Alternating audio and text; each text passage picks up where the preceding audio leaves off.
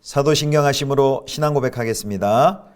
전능하사 천지를 만드신 하나님 아버지를 내가 믿사오며 그 외아들 우리 주 예수 그리스도를 믿사오니 이는 성령으로 잉태하사 동정녀 마리아에게 나시고 본디오 빌라도에게 고난을 받으사 십자가에 못 박혀 죽으시고 장사한 지 사흘 만에 죽은 자 가운데서 다시 살아나시며 하늘에 오르사 전능하신 하나님 우편에 앉아 계시다가 저리로서 산자와 죽은 자를 심판하러 오시리라.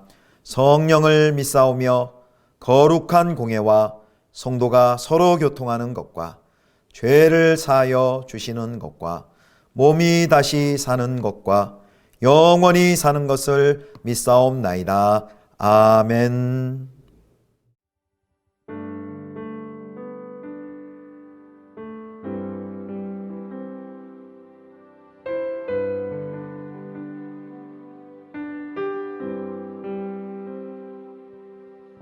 이 땅 위에 오신 하나님의 본체 십자가에 달리사 우리 죄 사하셨네. 하나님이 그를 지극히 높여 모든 이름 위에 뛰어난 이름을 주사 우리 예수 이름 앞에 절하고 모든 입이 주를 시래. 영광 중에 오실 주를 보리라. 선포해 왕의 만세 존귀와 위엄을 찬양해.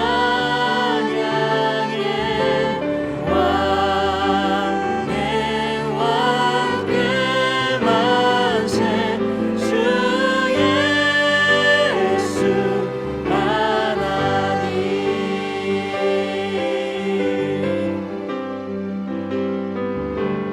우리 고대하네 주님 오시그날 다시 사신 왕의 영광 이 땅을 비추네. 사단의 권세는 주 앞에 무너져 생명과 진리의 주 권세 가장 높도다. 우리 예수 이름 앞에 절하고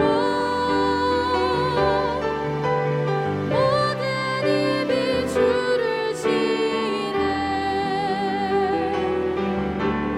영광 중에 오실 주를 보리라. 선포해 왕의 만세 존귀와 위엄을 찬양해. 왕의 만세 주 예수 하나님. 왕의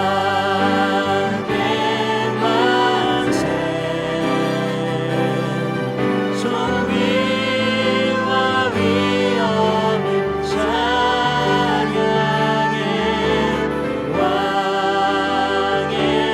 왕의 만세 주 예수 하나님.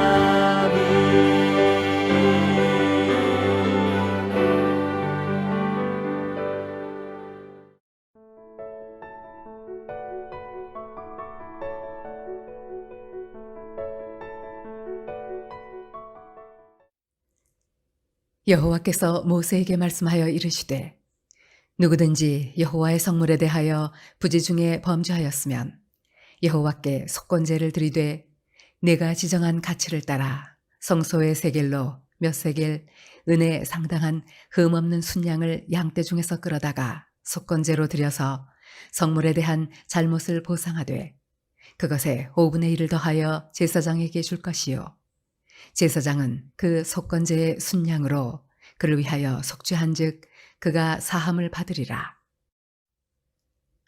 만일 누구든지 여호와의 계명 중 하나를 부지 중에 범하여도 허물이라 벌을 당할 것이니 그는 내가 지정한 가치대로 양떼 중 흠없는 순양을 속건제물로 제사장에게로 가져갈 것이요 제사장은 그가 부지 중에 범죄한 허물을 위하여 속죄한즉 그가 사함을 받으리라. 이는 속건제니 그가 여호와 앞에 참으로 잘못을 저질렀음이니라.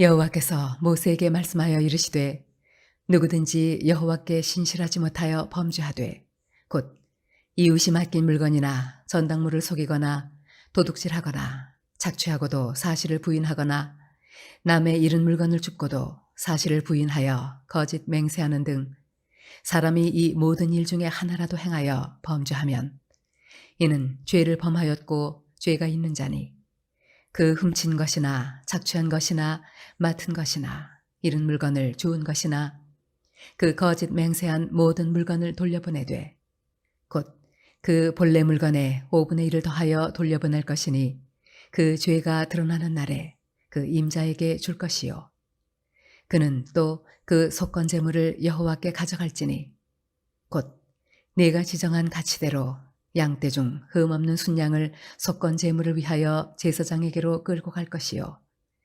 제사장은 여호와 앞에서 그를 위하여 속죄한즉 그는 무슨 허물이든지 사함을 받으리라. 성도 여러분, 좋은 아침입니다. 이번 한 주도 하나님의 은혜와 평강이 가득히 넘치기를 축복합니다. 오늘은 레위기 5장 14절에서부터 6장 7절까지의 말씀으로 속건제, 배상의 제물이라는 제목으로 하나님 말씀 함께 묵상하겠습니다. 계속해서 5대 제사 알아보고 있는데요. 오늘은 속건제입니다. 속건제는 재산상의 피해를 발생시킨 죄를 해결하기 위한 제사입니다. 속건제가 히브리어로 아샴이라는 단어인데요. 이건 기본적으로 이 단어의 뜻은 배상을 뜻합니다. 그래서 속건제는 정결제로 불리는 속죄제와 구별되어서 배상제 또는 보상제라고도 불립니다. 우리말의 그 속건제의 그 건자, 그 한자 건자는 허물 건자입니다. 그래서 속건은 속함을 받아야 할 허물을 뜻하는 것이죠. 속건제는 모두 세 경우에 바치게 됐는데요. 오늘 본문을 통해서 이 세 가지 경우, 속건제를 드려야 하는 이 세 가지 경우를 함께 살펴보도록 하겠습니다. 자, 먼저 첫 번째는 여호와의 성물을 무심코 바치지 않았을 때입니다. 여호와의 성물을 무심코 바치지 않았을 때, 그것이 14절과 16절에 나와 있는데요. 자, 본문에서 5장 15절 말씀을 함께 읽겠습니다. 누구든지 여호와의 성물에 대하여 부지 중에 범죄하였으면 여호와께 속건제를 드리되 내가 지정한 가치를 따라 성소의 세겔로 몇 세겔 은에 상당한 흠없는 순양을 양떼 중에서 끌어다가 속건제로 드려서, 먼저 여호와의 성물에 대해서 범죄했을 때라고 나오는데요. 여기 여호와의 성물이라는 것은 성막 안에 비치된 비품들이 아닌 봉헌 제물이었습니다. 봉헌물입니다. 즉 성막에 바쳐진 짐승 또는 11조 그리고 고르반이라고 불리는 봉헌물들이죠. 그래서 가령 이제 11조나 양의 첫 새끼와 같이 성전에 바쳐야 하는 성물을 자신이 유용하는 죄가 바로 여기 이 속건제를 드려야 하는 그 죄에 해당이 됩니다. 자, 방금 5장 15절을 읽었는데요. 5장 15절에 보니까 범죄하였으므로라는 범죄하였으므로라고 번역된 그 단어가, 히브리 단어가 말이라는 동사인데요. 이 똑같은 단어가 6장 2절에서는 여호와께 신실하지 못하여 라고 번역되었는데요. 이 번역이 좀 더 정확한 번역입니다. 그래서 이 말은 신뢰 위반에 의해서 특히 재산상의 피해를 입힌 죄인데요. 이 경우 원금의 5분의 1, 그러니까 20%죠. 5분의 1을 더한 배상과 더불어서 속건제 순양을 바쳐야만 했습니다. 속건제에 드리는 짐승의 제물은 속죄제와 달리 지위와 신분 상관없이 일괄적으로 순양으로 고정되어 있습니다.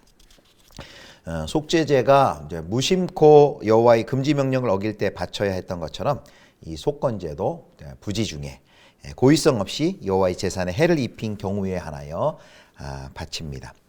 만약 고의로 마땅히 바쳐야 할 성물을 바치지 않았다면 그는 중보를 피할 수 없었습니다. 레위기 22장 15절 16절에 이 상황이 설명되어 있습니다. 성물을 침해한 죄의 피해자는 하나님이시니까 그 배상물을 성소에 지불해야 합니다. 이렇게 성물의 피해를 배상하고 별도로 그 죄에 대해 속건제 순양을 바침으로 그를 위해서 속죄가 이루어지고 그리고 그는 죄사함을 받습니다. 우리 첫 번째로 이 성물에 대한 묵상을 좀 해볼 필요가 있습니다. 구약에서는 성물이 따로 있었지만 지금은 신약 시대에서는 성도가 가진 모든 것이 다 성물이죠. 왜냐하면 그 하나님의 것이기 때문에, 하나님이 주신 것이기 때문에 성도가 가진 모든 것이 성물이라고 할 수 있습니다. 그래서 무엇을 먹든지 마시든지 하나님의 영광을 위하여 하는 것이 그것에 쓰인다면 그것이 성물이 되는 것이죠. 그래서 내게 주신 모든 것을 하나님의 은혜의 선물로 여기고 주님의 나라와 뜻을 위하여서 내게 주신 모든 것을 사용하고 있는지 우리는 한번 점검해 봐야 합니다. 자, 그 다음에 이제 두 번째는 이 속건제를 드려야 하는 두 번째 경우는 여호와의 계명 중에 하나를 부지 중에 범했을 때입니다. 여호와의 계명 중 하나를 부지 중에 범했을 때. 자, 5장 17절입니다. 만일 누구든지 여호와의 계명 중 하나를 부지 중에 범하여도 허물이라 벌을 당할 것이니. 여기 여호와의 계명 중 하나라도 부지 중에 범하여라는 이 표현이 4장 13절, 22절, 27절 그 앞에도 진술이 되어 있습니다. 좀 더 정확히는 이렇게 번역할 수 있습니다. 여호와께서 금지하신 명령을 어겼을 때로 해석될 수 있는 조건문입니다. 그런데 이렇게 동일한 내용이, 동일한 조건문이 앞에도 나와 있고 또 이 뒤에도 나와 있습니다. 학자들이 추론하는 바는 아마도 속건제에서는 여호와의 계명을 어긴 죄는 단순한 도덕적 금지 명령이 아닌 성물의 침해와 관련된 죄를 가리킨다고 볼 수 있습니다.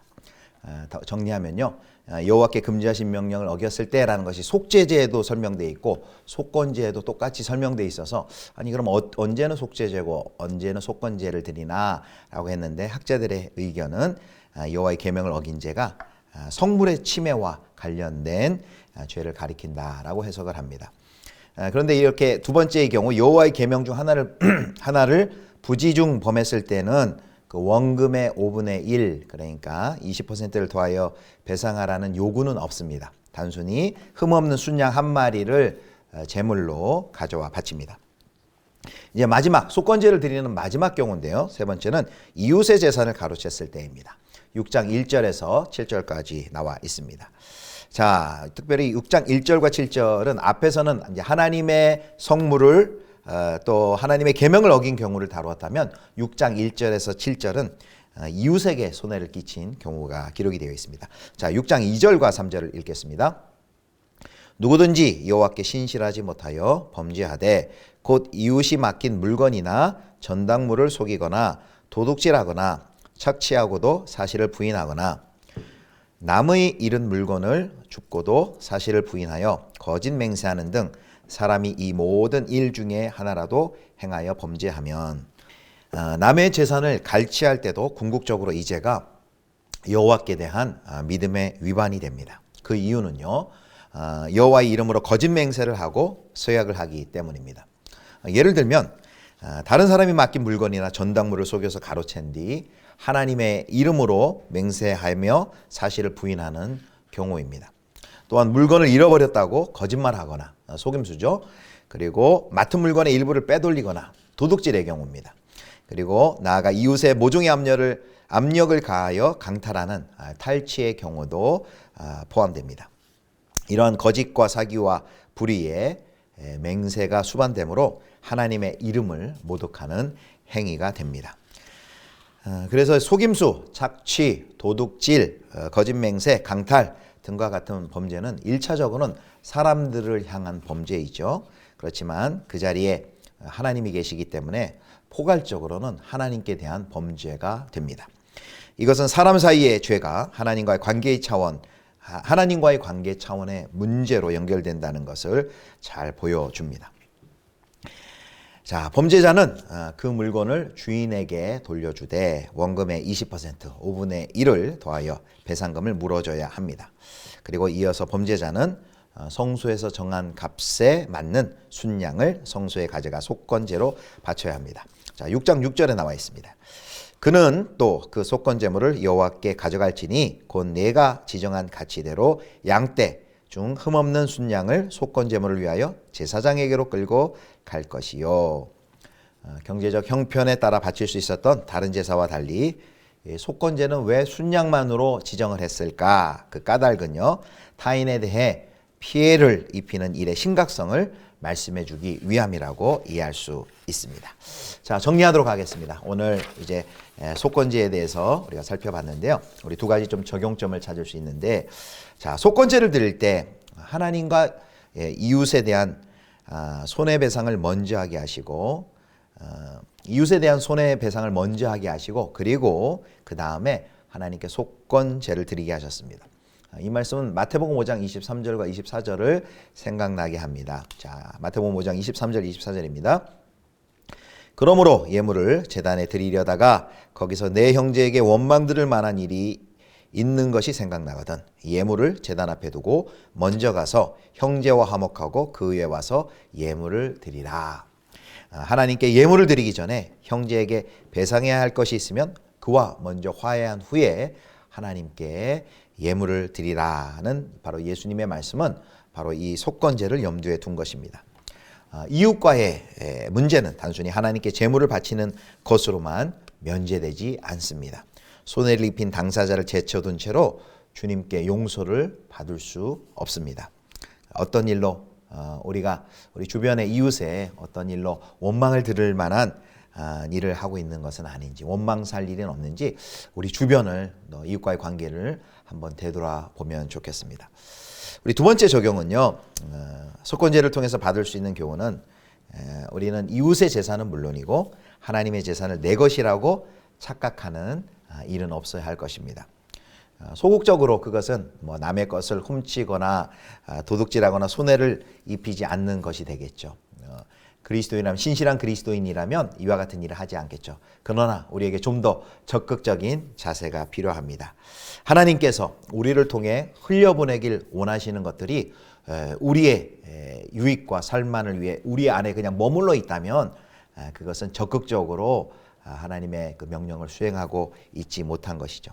단순히 하나님께서 우리에게 주신 것을 모두 내 삶과 내 유익만을 위하여 사용한다면 나를 통하여 흘러가야 할 우리 이웃들을 향해 또 열방을 향해 주변을 향해 흘러가야 할 것이 흘러가지 못한다면 우리는 하나님의 명령을 잘 수행하지 못하는 것이라고 할 수 있습니다. 그래서 하나님께서 내게 주신 것들 중에는 나를 위해 쓰는 것도 있지만 우리 주변과 이웃과 교회와 열방을 위해서 우리에게 맡겨준 것이 있다는 것을 우리가 기억해야 될 것입니다. 그래서 구별하여서 그 몫을 잘 흘려보내는 것이 바로 제자의 삶입니다.